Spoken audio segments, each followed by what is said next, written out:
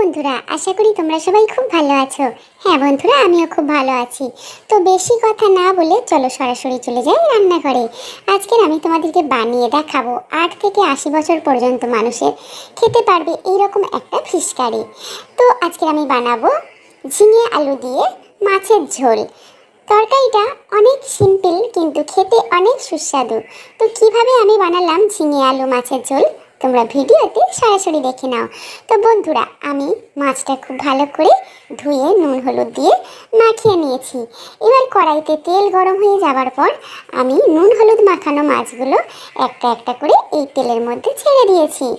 দেখো বন্ধুরা, মাছগুলো উল্টে পাল্টে এইভাবে আমি লাল লাল করে ভেজে নেব।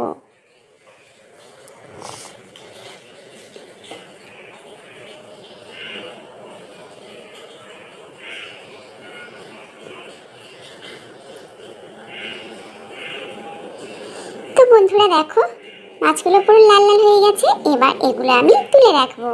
তো বন্ধুরা দেখো, আমি সব মাছগুলো এইভাবে লাল লাল করে ভেজে নিয়েছি। এবার বন্ধুরা দেখে নাও আমি আলুটা আর ঝিঙেটা কেমনভাবে কেটেছি।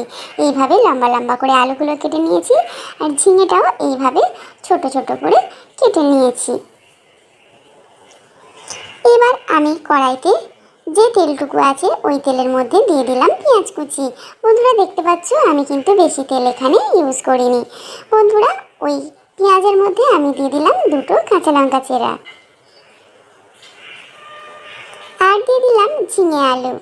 ঝিঙে আলু দিয়ে খুব ভালো করে আমি 2-4 বার কষিয়ে নেব।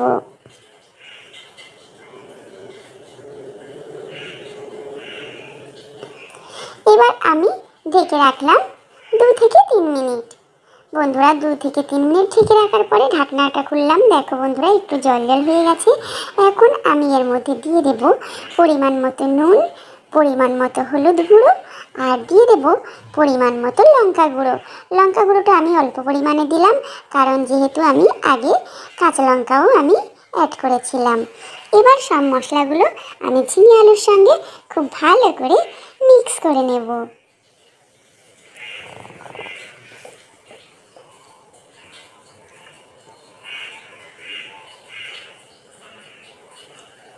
তো খুব ভালো করে মিক্স করা হয়ে গেছে। এখন আমি এর মধ্যে দিয়ে দিচ্ছি 1.5 গ্লাস মতো জল।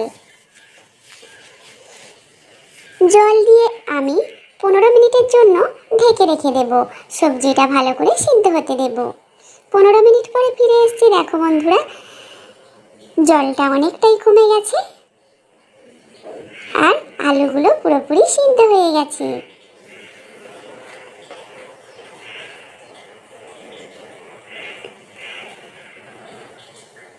এখন আমি অন্য একটা কড়াই, ওই কড়াইটা আমি তরকারিটা নামিয়ে এর মধ্যে দিয়ে দিলাম একটু সরষের তেল।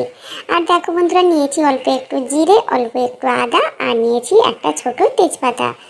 তো বন্ধুরা এটা আমি শিলবাটাতে খুব ভালো করে পেস্ট করে নিয়েছি।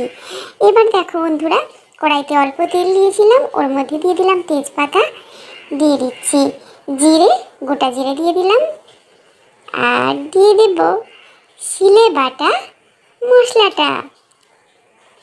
এবার আমি আগে থেকে বানিয়ে রাখা এই তরকারিটা এই মশলার মধ্যে ঢেলে দেব। তো বন্ধুরা দেখো,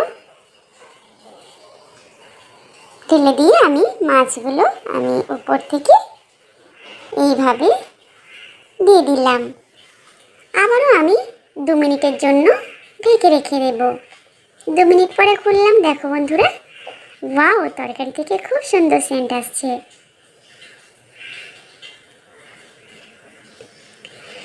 বন্ধুরা তরকারিটা কিন্তু খুবই সাধারণ, খুবই সিম্পল, খেতে কিন্তু অসাধারণ লাগে। তো বন্ধুরা তরকারি পুরোপুরি রেডি। এবার আমি এটাকে সার্ভ করে দেব। বন্ধুরা দেখো, সার্ভ করে দিয়েছি ঝিঙে আলুর মাছের ঝোল। আমার এই ঝিঙে আলুর তরকারিটা তোমাদের কেমন লাগলো অবশ্যই তোমরা আমাকে লাইক কমেন্টস করে জানাবে। যদি খুব ভালো লাগে তাহলে বন্ধুদের সঙ্গে শেয়ার করবে। টাটা।